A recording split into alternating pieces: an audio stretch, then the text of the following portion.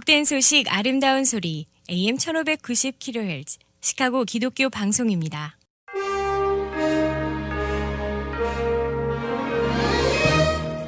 여러분 안녕하십니까? 1월 5일 화요일 KCBS 헤드라인 뉴스입니다.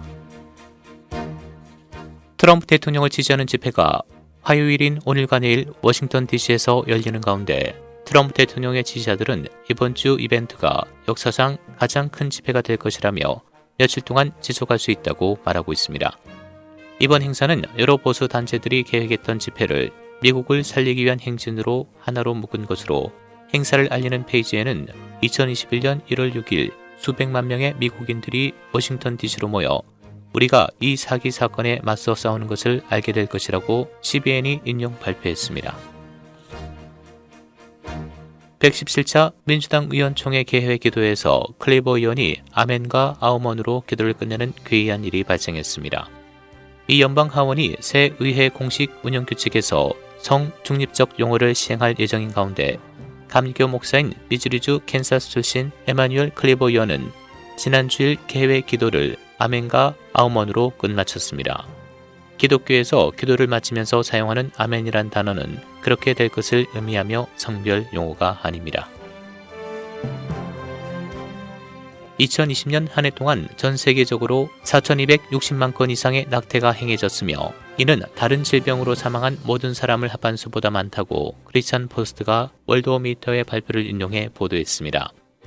월드오미터가 집계한 자료에 따르면 작년 한 해 낙태 건수는 4,260만 건으로 이에 비해 전염병으로 사망한 사람은 약 1,300만 명, 암으로 사망한 사람은 약 820만 명, 흡연으로 사망한 사람은 510만 명, 음주로 사망한 사람은 250만 명 등으로 나타났습니다. 또 잔스 홉킨스 대학에 따르면 2020년 전 세계에서 코로나 바이러스로 사망한 사람은 180만 명 이상으로 집계했습니다.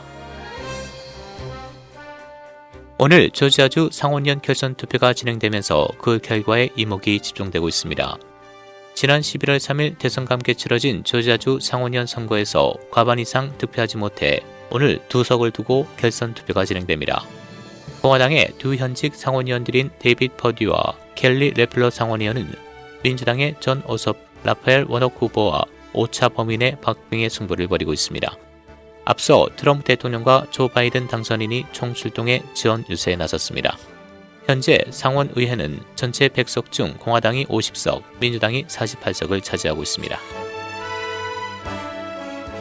국가원이 공중보건부는 어제 신종 코로나 바이러스 예방접종 업데이트와 관련해 새로 발표된 설문조사를 둘러싼 혼란에 대해 사과했습니다. 보건국 웹사이트는 등록 양식은 코비드-19 예방접종을 받을 수 있는 시기와 장소에 대한 정기적인 업데이트를 받고자 하는 개인으로부터 정보를 수집하기 위해 사용될 것이라고 밝혔습니다. 조사 자체는 백신 등록이 아닌 것으로 알려졌고 앞서 4만 명 이상의 사람들이 카운티로부터 업데이트를 받기 위해 등록했습니다. 콕 카운티의 백신 배포 계획의 1A 단계에서는 모든 의료 종사자들이 예방접종을 받는데 1월 또는 2월까지 걸릴 것으로 예상했습니다. 일리노이에서 코로나 바이러스 사례가 급증함에 따라 운전자 서비스 시설이 몇 주 동안 폐쇄된 후 주 저녁에서 다시 재개장합니다. 제시 화이트 주무장관은 직원과 대중의 건강과 안전을 보호하는 것이 최선이라며 지난해 11월에 두 번째로 시설을 폐쇄 결정한 바 있습니다. 오늘부터 재개장하는 곳은 시카고 노스, 시카고 사우스, 시카고 디버스 익스프레스, 락포트, 멜로스파크 시빅센터, 올랜드파크와 스프링필드 지점입니다. 화이트 장관은 또한 운전면허증과 신분증의 만료일을 6월 1일로 연장했습니다. 화이자 백신 2차 접종이 시작됐습니다. 현재 접종 속도는 전체 백신 배포량의 30%만 접종이 돼 예상보다 느린 상황입니다. 언론은 어제 오전 캘리포니아주에 있는 카이저 퍼머넌트 LA 메디컬 센터의 중환자실 간호사 헬렌 코도바가 2차 화이자 백신을 투여받았다고 보도했습니다. 코도바는 어제 처음으로 화이자 2차 접종을 받은 사람 중 한 명이 됐습니다. 한편 포르투갈에서 기저질환이 없는 41세 여성이 화이자 백신 접종 이틀 후 갑자기 사망했습니다. 이 여성의 사인을 밝히기 위한 부검은 4일 실시됐으며 며칠 내로 결과가 발표될 예정입니다.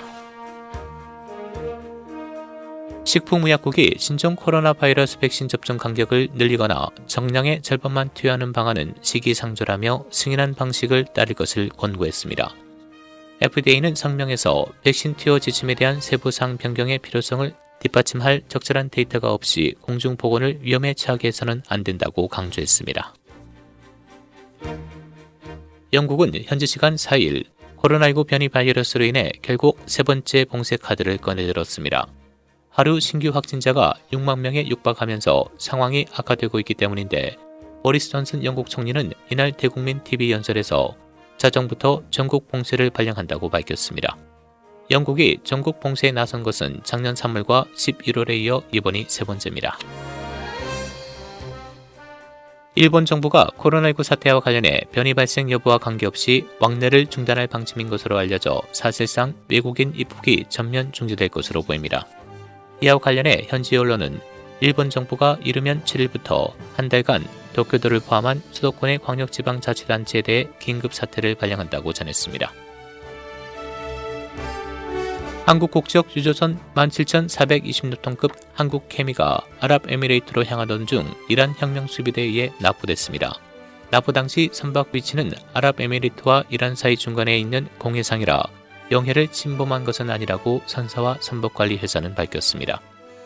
선박은 한국 시간 4일 3시 20분경 혁명수비대에 납부되기 직전 선장은 부산에 있는 선박관리회사에 통화했다고 관계자들이 밝혔습니다.